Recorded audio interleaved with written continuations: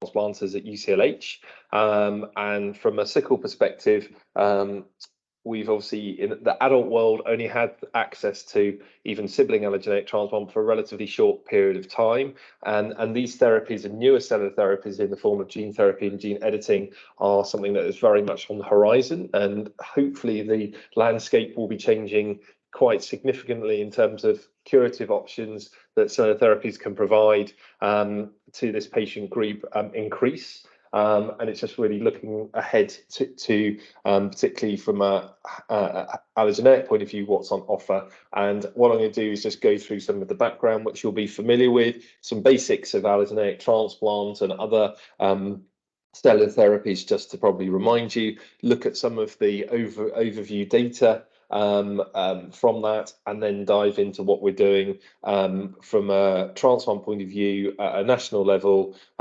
where actually I think everybody's working together very well from different transplant centres that also have co-located red cell teams. But it's obviously making sure that it's a wider discussion that everybody is joining in on. So in terms of the problems, you will be very familiar with the manifestations of sickle cell disease, but the reason is twofold for putting this up is one as part introduction, but also just to bear in mind what we have to think about as we think about cellular therapies for sickle cell disease. So particularly from a transplant point of view, we worry about iron loading, previous liver injury, cardiac injury, and probably pulmonary vasculopathy as well as some of the really important components to someone finding a cellular therapy, a transplant tolerable, and also with a really significant thought about what the risk of CNS complications are in a transplant, what's the risk of CNS bleeds, which is one of the things that was a real concern and a problem in the early transplants for sickle cell disease.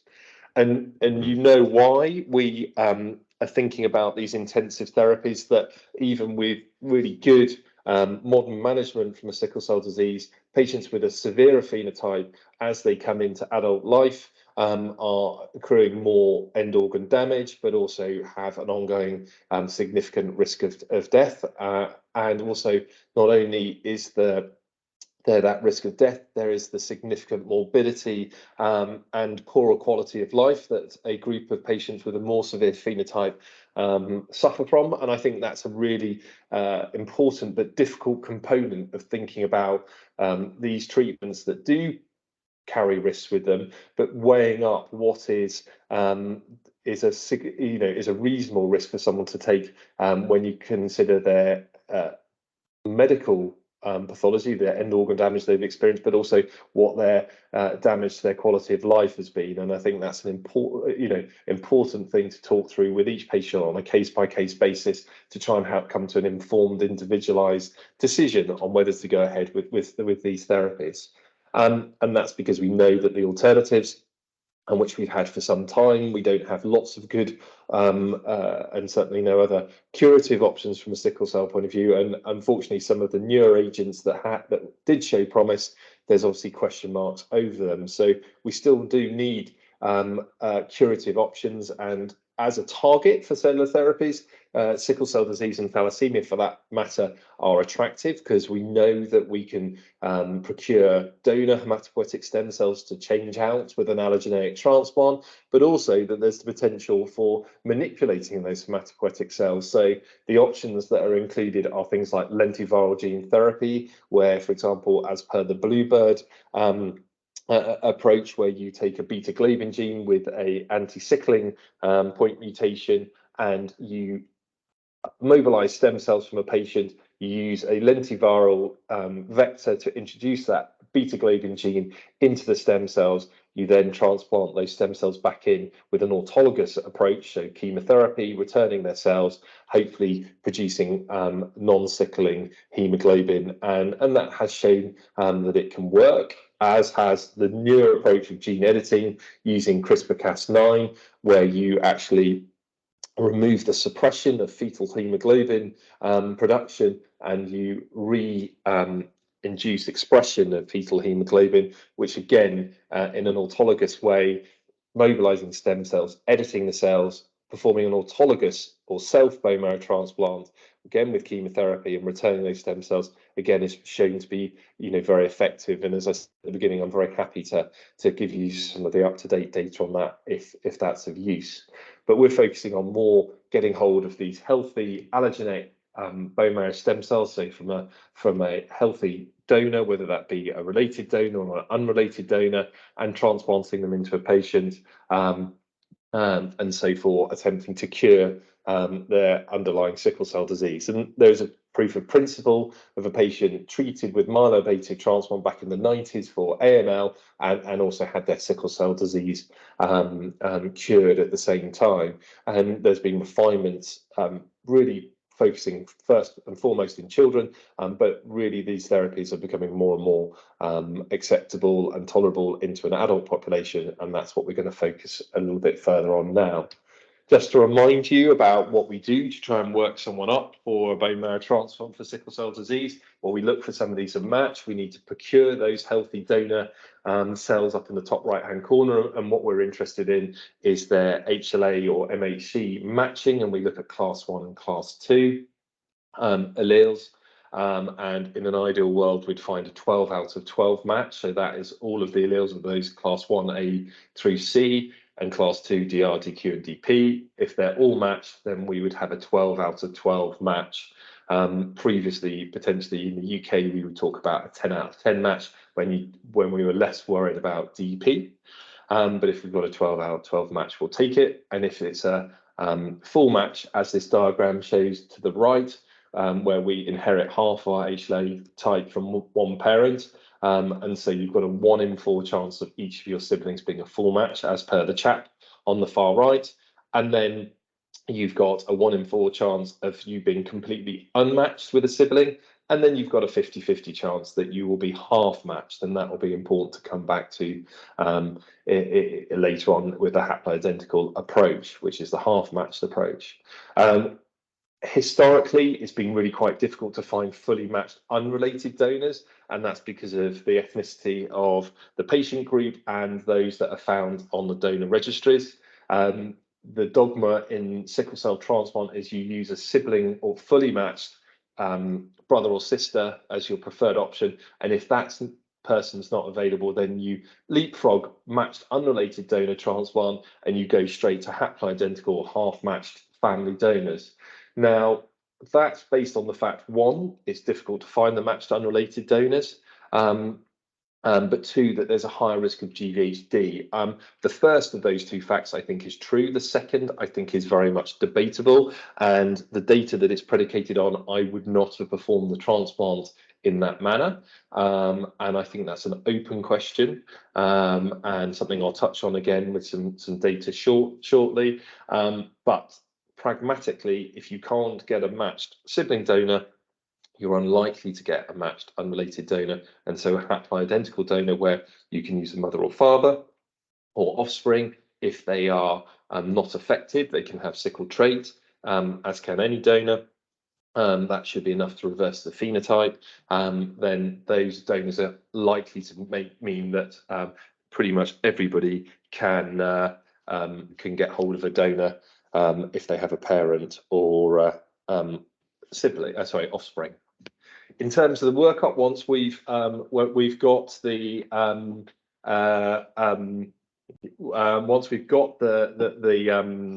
donor cells, we've got the donor mobilizing.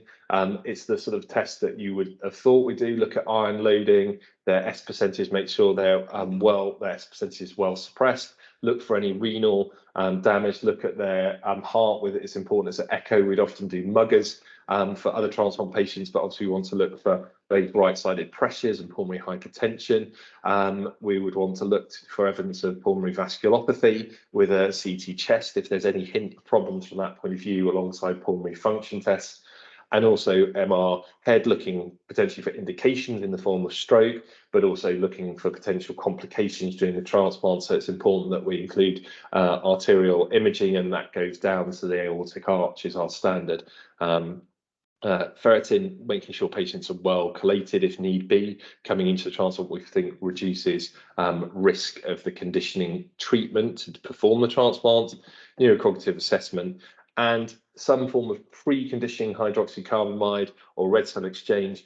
And the thought and the dogma, which I do align with, is that if you can suppress the sickle hematopoiesis or erythropoiesis, then hopefully that translates to less chance of rejection if the bone marrow is quiescent by those sorts of approaches coming into the transplant. And as a general schema of how any of these transplants are provided, are deployed, you have your donor cells, you have conditioning, which might be total body irradiation or total body irradiation and or chemotherapy. Once that's completed, you infuse the donor stem cells peripherally, and they find their own way back to the bone marrow compartment, and you start immunosuppression just at the time point or just before the infusion of those stem cells. And then over around 3 to 4 weeks, the stem cells should engraft and start producing your hematopoietic compartment in the marrow, which you then see in the peripheral blood as neutrophils, then platelets, and then red cells last. And as your immune reconstitute afterwards, and there's no graft versus host disease, which I'll come back to in a second, we can then taper people off immunosuppression, and then hopefully by around 6 months, out to a year, we're coming off immunosuppression altogether and into the long term, letting patients fully immune reconstitute.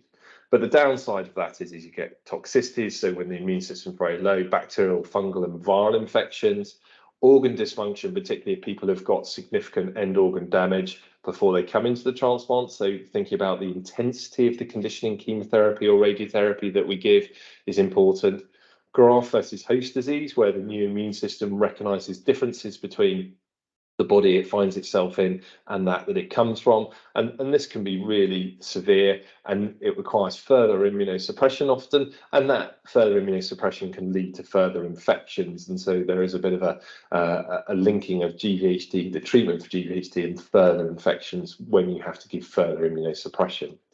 A big question that many people ask is infertility. For chaps and for ladies, we normally can find a way of giving them fertility backup options, sperm cryopreservation, egg cryopreservation, potentially embryo cryopreservation, or options for most that have decent fertility coming in before the transplant period.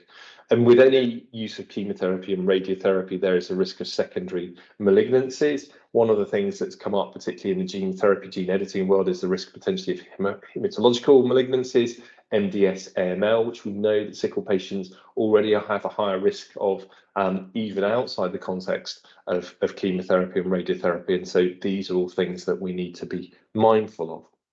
So when we go into our wish list of how to approach transplants for sickle cell disease, it compared to a malignant patient where giving conditioning and giving as much conditioning as you think you can get away with, potentially in a non-malignant condition such as sickle cell disease, then perhaps reducing the conditioning, particularly if they've got significant end organ damage from the underlying sickle, is an important consideration. In malignancy, you want to push the immune response. You want a graft versus leukemia or graft versus lymphoma response from the new immune system if you can, whereas that's not therapeutic in sickle cell disease, but we worry about graft failure. You've got a chemotherapy naive patient more often than not having a transplant, and we know that reducing the conditioning chemotherapy and or radiotherapy, then that's going to risk graft failure, that you're not going to suppress the individual's own immune system enough, and you're going to get immunological rejection of the stem cells. In malignancy, we want full donor chimerism. That means all the cells in their peripheral blood are from the donor. Whereas in the non-malignant setting, as long as they've got enough, which is normally more than about 20 to 30% myeloid donor engraftment, then that should be enough to cure sickle cell disease. And actually, maybe them having a mixed chimerism might translate to them having less GVHD, which clearly replacing one chronic problem with another chronic problem with GVHD would not be something that these patients would want to sign up to. Whereas if you're trying to cure a malignancy very acutely, then perhaps some degree of GVHD is acceptable, not desirable, but perhaps acceptable. So in terms of allogeneic transplant, where do we start? Well, matched sibling donor transplant predominantly in a pediatric setting, and this is a big retrospective study, registry study of 1,000 patients, predominantly children, some adults though, and some actually recently older adults at 54, but predominantly children having matched sibling donors, most of them getting bone marrow as the source of stem cells, which is believed to reduce the risk of GVHD, and most of them getting myeloablative or full intensity, the most intense chemotherapy or chemotherapy and radiotherapy that we think patients can tolerate, which is going to mean that some adults who've got significant medical consequences of their underlying disorder are going to struggle with this intensity of treatment. And whilst if you look at the overall results, overall survival, it looks pretty reasonable, particularly when bone marrow and cord blood is used in this series, with reasonable, from a transplant point of view, low incidence of GVHD, particularly in the children.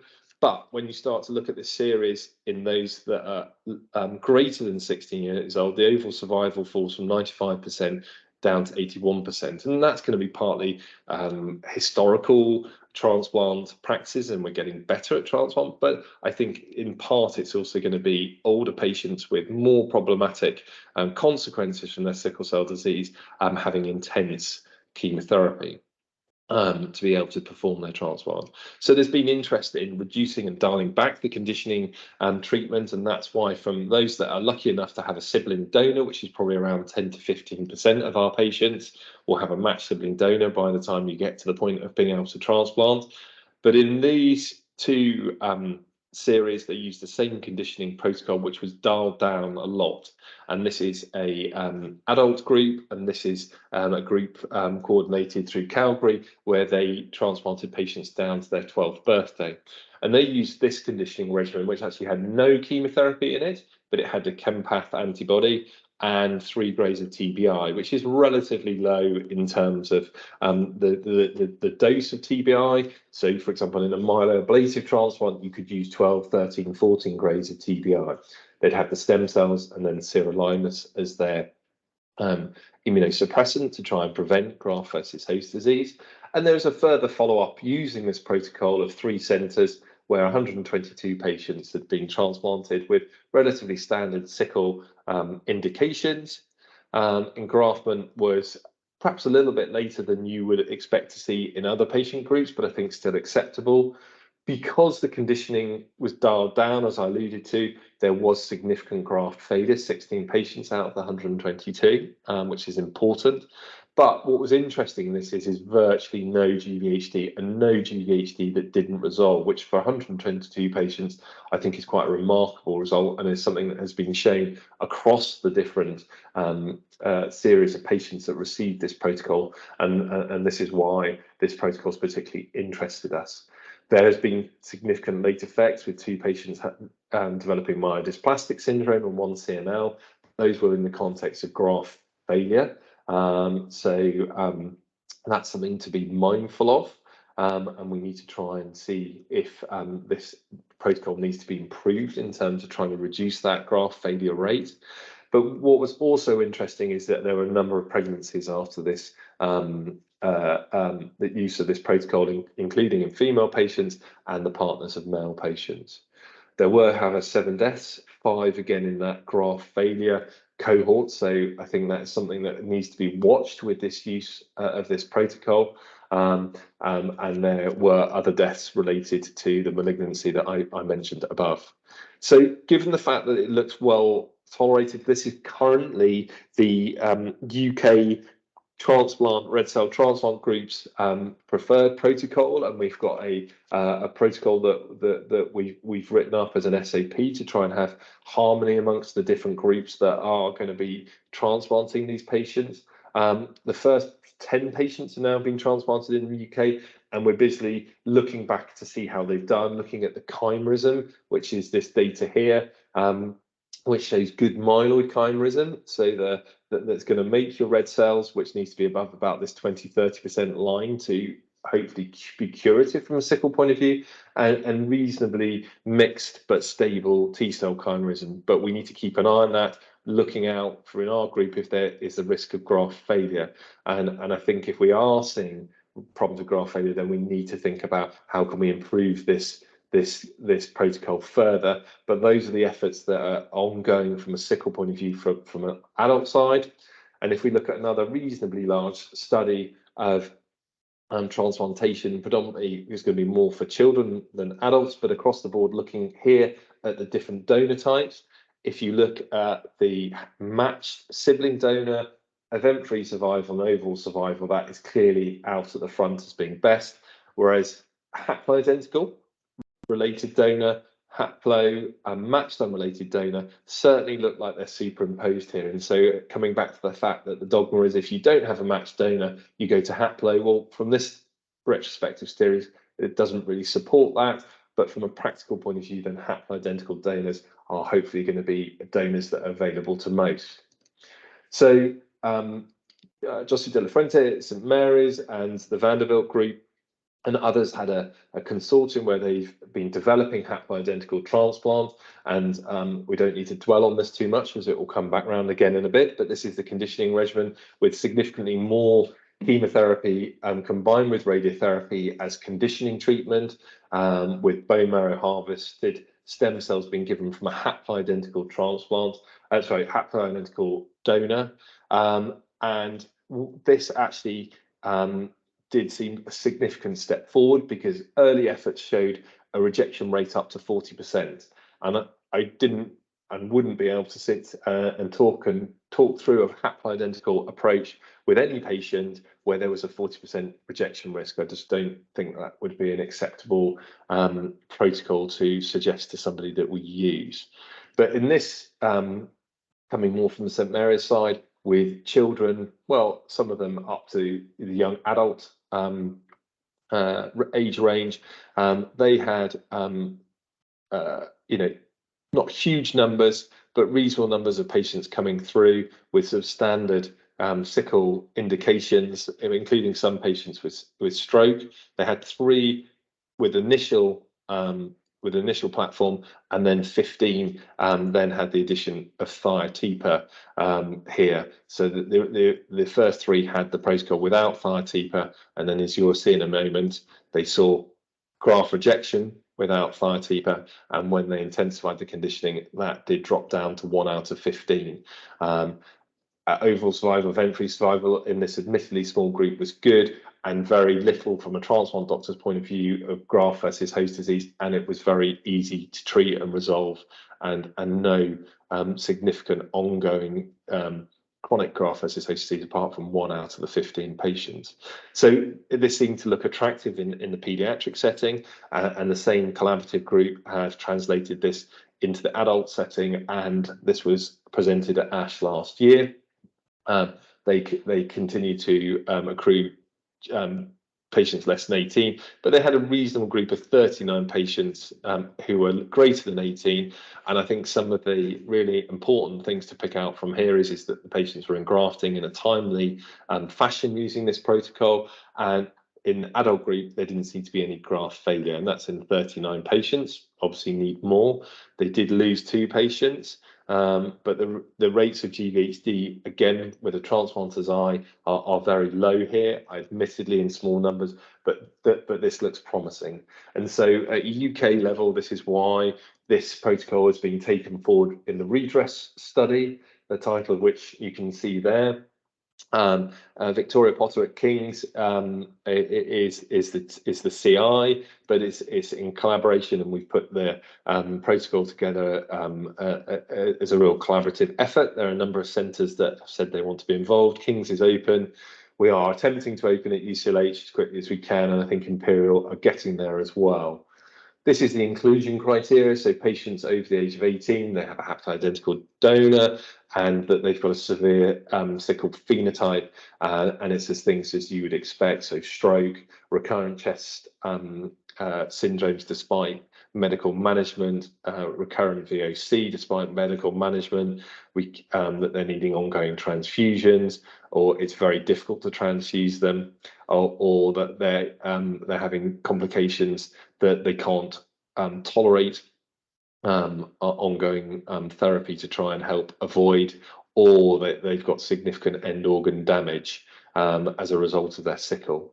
There's obviously things that you would expect from the transplant side. They've got a good performance status, that we know their cardiac function's good, lung function and kidney function are all satisfactory, and these are relatively standard cut-offs for people undergoing a transplant. In terms of the exclusion criteria, well, they can't have a fully matched sibling that can donate.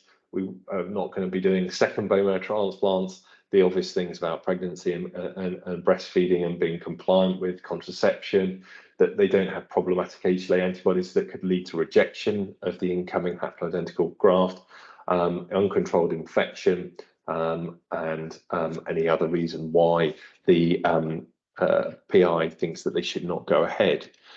You've seen this protocol because it's the same. We are making sure that patients get preconditioning. So again, to try and make the marrow quiescent, so ideally with hydroxycarbonate and ongoing transfusion in the 90 days beforehand, and then going ahead with the protocol from the Vanderbilt St Mary's group. Oh, sorry, it's a bit of a mishmash there, but that's just a reiteration of the preconditioning. Is hydroxycarbamide 30 milligrams per kilogram target 6 to 8 weeks prior, exchange blood transfusion in the 3 months prior to HSC. And just as a sort of schema of how it should work, the patients are consented, they arm. We do establish they're eligible for haploidentical transplant with workup, screening, investigations, and then they get randomized. 120 patients, 60 to intervention with haploidentical arm and 60 to standard of care arm. They then get followed up for 2 years, and that is the overall structure of the study. The primary endpoint is treatment failure or mortality by 2 years post-randomization. Treatment failure is defined as occurrence of VOC or sickle complications, which are defined in the protocol, or transfusion from 6 months post-randomization, to make sure that we're picking up patients that are well out post transplant and are not having a transfusion because they're just not fully engrafted yet, and so that's why that time point was picked. There is then a bit of a raft of secondary endpoints. You can all read, but I'll just pick out some of them as just looking at patients not needing to come to hospital to be admitted, getting back into employment, obviously mortality, picking out what that relates to, keeping an eye on their hemoglobin S percentage, and looking out for further sickle complications, lab parameters, looking at their pulmonary renal function, keeping check on their iron overload, cardiac function, and also from a CNS point of view. So really just looking at all of the organ function and also the need for opioid ongoing painful crisis and try and separate that out from chronic pain. There is also health economics hardwired into this, because one of the things we want to show is that haploidentical transplant is indeed efficacious, as we believe it may well be from the data we have so far, but also it's cost effective. And then the hope would be that this would then be data that would be useful to present to NICE and NHSE, with the hope that haploidentical transplant, as often is the case in most of the rest of the world, would be a prospect and would be useful for as a tool for adult patients who need curative options. And then, so just in terms of summary, the current status of affairs is at the moment is that if you're less than 18, and certainly in your teenage years, you can have a matched sibling transplant, you can have a haploidentical transplant, you can have a matched unrelated donor, or even a mismatched unrelated donor transplant. You can't have lentiviral gene therapy at the moment because Bluebird Biotech are only making it available in the US at the moment. And from a CRISPR gene editing point of view, this is only in the context of a trial at the moment. The teenage and adult slots are pretty much gone. There is a younger, less than 12-year-old study being run, but for adults, then this isn't currently available, but this is going to NICE at the end of the year, and we'll see what the determination is. When those who are 18 and above, you can have a matched sibling transplant. Haploidentical transplant should be available through REDRESS, but obviously there's a 50-50 randomization that you might draw standard of care, whereas at the moment you cannot use an unrelated donor. And again, the same situation with Bluebird Biotech from a lentiviral point of view. And I was going to pause there. I've got more slides, but I can answer questions I can show you more data. Let me know what you want me to do. I'll have a drink now.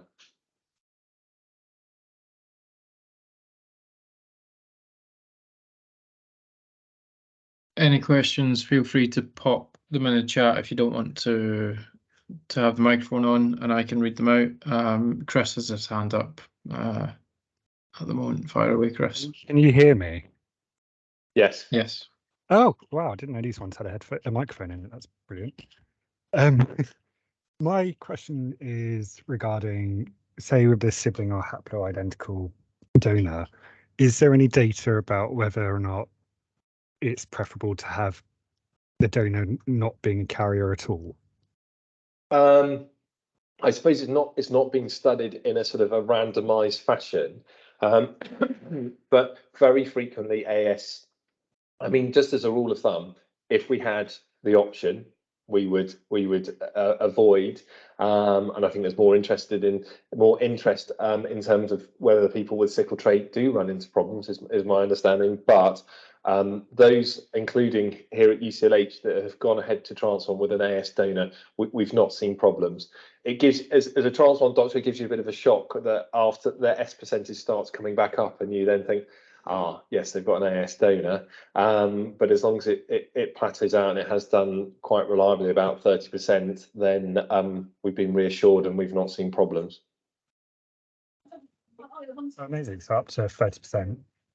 Well, yeah, because it's quite difficult as well, isn't it? Because we've had, for example, I'm sure she won't mind me saying, our first patient who came through had been on an exchange program because she'd had previous strokes, and then you see an S percentage come up to 35%, and then that's just a little bit disconcerting. But obviously hopefully there's a significant biological difference there, and at that level, people have not run into problems, and there's obviously quite a preponderance of AS donors in the literature.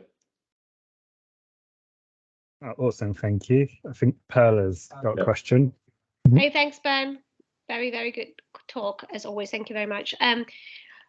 You know those untransfusable patients, the hyperhemolysis patients. Have we?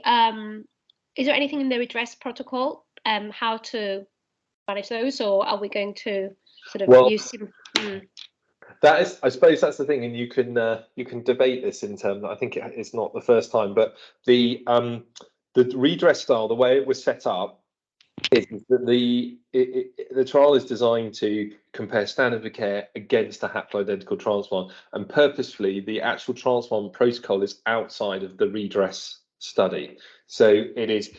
That's why we actually have a national haploidentical transplant protocol, which we decided to adopt the Vanderbilt St Mary's protocol. So I think we do have a little bit of latitude, but what we would do is I think we would involve those that have got experience of using this protocol. So Josu and also the Vanderbilt guys are super. I mean, obviously this is their protocol, and they are pleased that we are doing our study. But I think they will be good people to fall back on. And also, I know that in Vanderbilt they've got very proactive transfusion medicine colleagues who said that they would also be happy to help and sort of become involved if we wanted. But what do you think? What's your expectation about blood transfusion requirements? Needs during the haplo protocol? Do you think that's going to be high requirements, or? Well, I suppose if they are coming in if it has been possible to get their S percentage down, then I do not think it will be heavy, the transfusion requirements. Obviously, I know this is not your question, but with the TBI ChemPass sibling protocol, I think our patient maybe had one transfusion in the whole time, and in actual fact they don't go flat neutropenic. It's really quite interesting. Again, from a transplant point of view, it is really quite light touch, and because they don't get lots of side effects, it's very well tolerated. I think that probably translates to them not going through lots of red cells as well. So I think that we will need to have the ability to transfuse. But hopefully also once you've got the conditioning into them, that will make them a more transfusible patient. Yes, great. Thank you.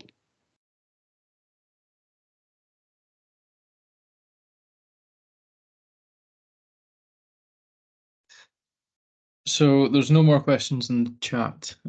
So that maybe if you've got more slides to crack on with the rest of them, if you think you've got time. I can. How many? I've got another 18. So what I could just do is, let me just. I'll just run through. Shall I just run through the? Do you want to see the Bluebird and CRISPR data? Yeah. And a second there. Go for it. I am still sharing. Actually, am I? You can. Yeah. Can you still see that screen? Yeah. Yes. Right. So this is so lentiglobin is the Bluebird Biotech approach, and I think maybe my slides might be a bit out of order here, so bear with me, and if something doesn't make sense then please say. So in this approach, this is I described briefly earlier, is that they mobilized patients, and what they did in they did a marrow harvest in the very first iteration, but then they used plerixafor to mobilize hematopoietic stem cells. They then did a CD34 selection so that they've got a very pure, hematopoietic stem cell population. They then used a lentivirus with their beta globin gene in it to then insert that transgene into those CD34 selected cells when they had a viable product. The patients then came in and had a myeloablative busulfan conditioned autologous transplant, and those stem cells were returned. And a myeloablative busulfan conditioned transplant is no walk in the park. Often patients come and we talk about these things and they think it's unfortunately a bit of a pop in for some gene therapy, but it is an intensive procedure. And obviously if you've got liver dysfunction or cardiac dysfunction, particularly if someone's more iron overloaded, then I think that's something that's really an important consideration in this group. But Bluebird have published their results, including in the New England Journal of Medicine, and the refinements of that. And they've had at least 35 patients that have had a product made. And again, I think there's a slight preponderance of chaps in this. Is that right? Yes. But age range down to 12 and up to 50 in terms of age range. Some patients with a history of stroke.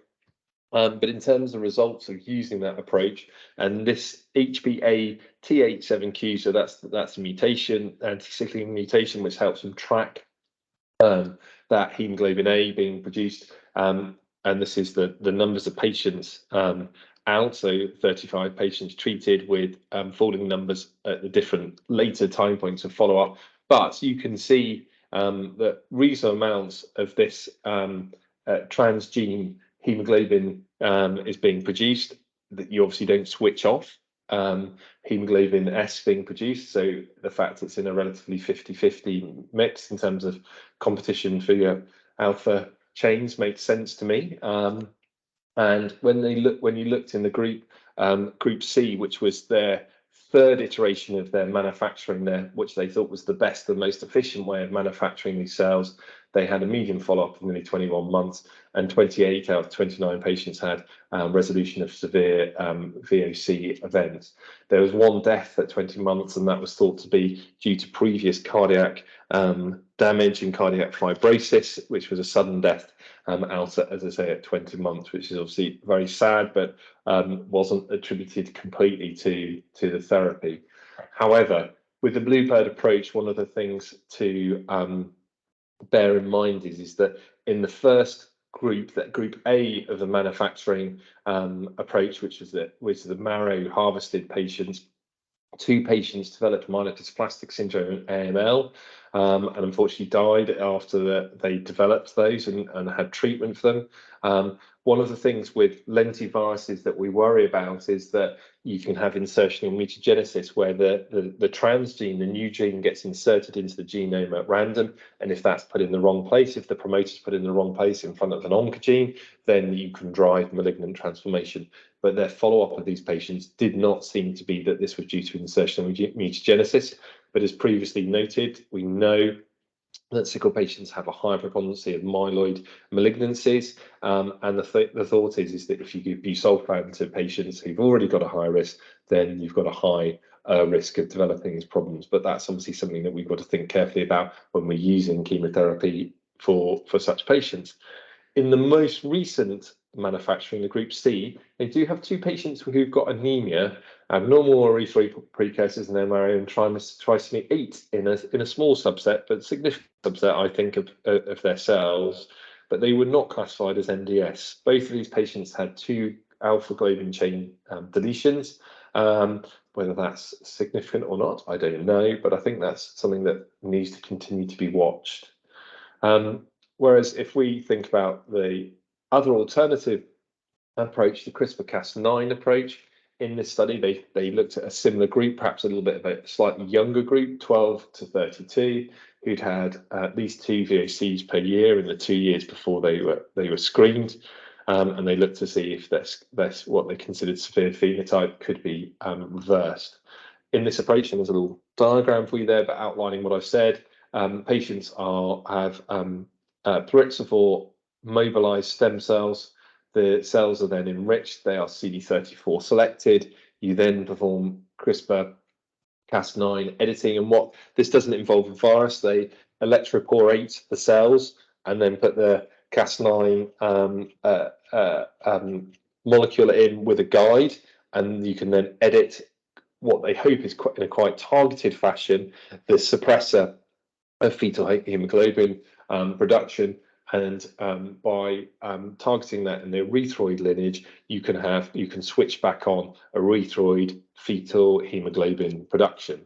You then again use a myeloablative autologous approach, which is intensive, and then return those editing cells. And this is up-to-date data from EHA of this year. They've got their primary set who they've had a long enough follow-up, so at least 12 months follow-up.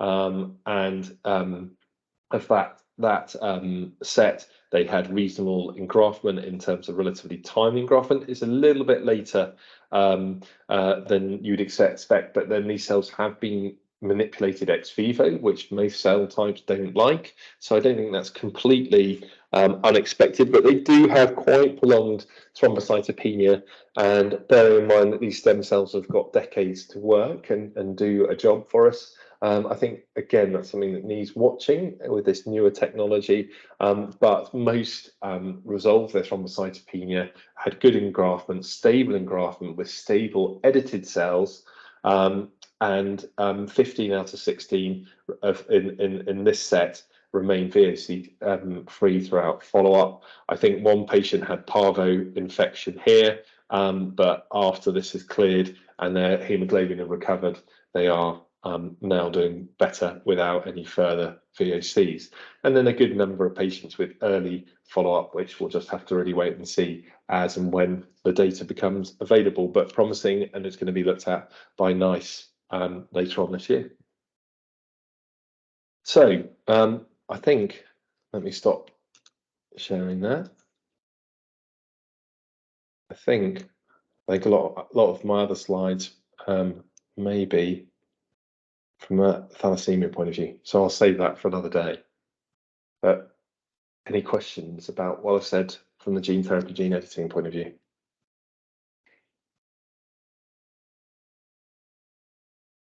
It's fine if not. If I've answered everyone's questions, then I'm very happy either way, whatever is useful. And if any further questions, I think in the different groups about how we should proceed, one of the things that I feel strongly about is we should know what the options are for patients, so that in terms of annual reviews, who should we be tissue typing? I think as long as it doesn't equal patients having bone marrow transplants, I think it's good to with appropriate counselling and counselling of all of those involved, that if siblings are willing to come forward to be tissue typed, I think that is a good thing. As I say, I think it perhaps is just a stepping stone on the road to having a discussion about transplant, but I think it helps frame what the individual person's therapeutic options are. So I would encourage that, and we are trying to make that a more straightforward and slick process. I think that there's good alignment between the different centres, both from a red cell and a transplant point of view. We are all committed to auditing what people are doing, learning if we use what we think is the best protocols, and I think that would be the same from a gene therapy, gene editing point of view. We'd want to have national protocols and make sure that we're sharing and that everybody is passing forward any learning from delivering these transplants and this cellular therapy. And I think we're in a good place. Obviously, we need people to make some decisions about money and what's available, but I think it's going to be really important that we, as transplanters and red cell physicians and teams, come together and make sure that we're working as in a joint up way, because certainly from well, actually from an allo point of view, but from the gene, the Bluebird Biotech studies that we've delivered here at UCLH and the CRISPR, having red cell, I'm not just saying it's because Perla and team are on, but having people who know how to manage the complications, say, of failed patients, iron overload, those sorts of things, fused with the transplant teams is super important. And that's all I've got to say, I think.